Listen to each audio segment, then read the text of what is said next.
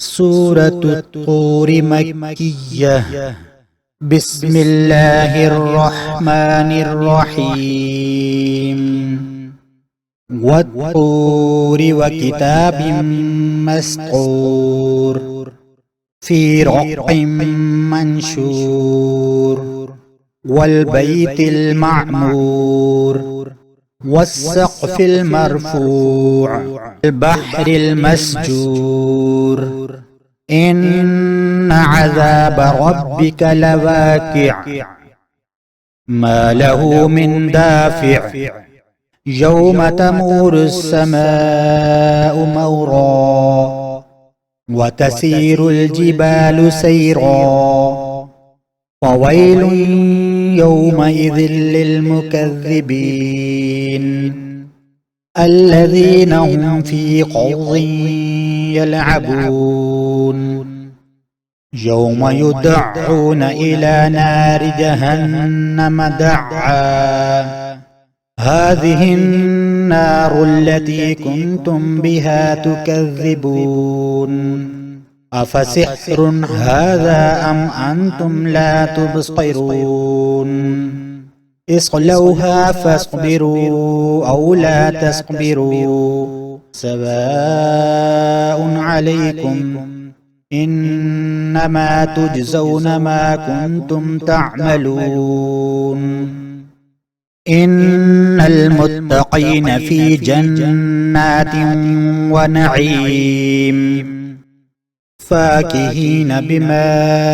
آتاهم ربهم ووقاهم ربهم عذاب الجحيم كلوا واشربوا هنيئا بما كنتم تعملون متكئين على سرر مصفوفة وزوجناهم بحور عين والذين آمنوا واتبعتهم ذريتهم بإيمان ألحقنا بهم ذريتهم وما ألتناهم من عملهم من شيء كل امرئ بما كسب رهين وأمددناهم بفاكهة ولحم مما يشتهون يتنازعون فيها كأسا لا لغو فيها ولا تأثيم ويطوف عليهم غلمان لهم كأنهم لؤلؤ مكنون وأقبل بعضهم على بعض يتساءلون قالوا إنا كنا قبل في أهلنا مشفقين فمن الله علينا ووقانا عذاب السموم إنا كنا من قبل ندعوه إنه هو البر الرحيم فذكر فما أنت بنعمة ربك بكاهن ولا مجنون أم يقولون شاعر نتربص به ريب المنون قل تربصوا فإني معكم من المتربصين أم تأمرهم أحلامهم بهذا أم هم قوم طاغون أم يقولون تقبله بل لا يؤمنون فليأتوا بحديث مثله إن كانوا صادقين أم خلقوا من غير شيء أم هم الخالقون أم خلقوا السماوات والأرض بل لا يوقنون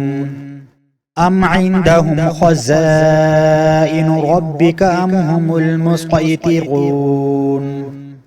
أم لهم سلم يستمعون فيه فليأت مستمعهم بسلطان مبين أم له البنات ولكم البنون أم تسألهم أجرا فهم من مغرم مثقلون أم عندهم الغيب فهم يكتبون أم يريدون كيدا فالذين كفروا هم المكيدون أم لهم إله غير الله سبحان الله عما يشركون وإن يروا كسفا من السماء ساقطا يقولوا سحابا مركوم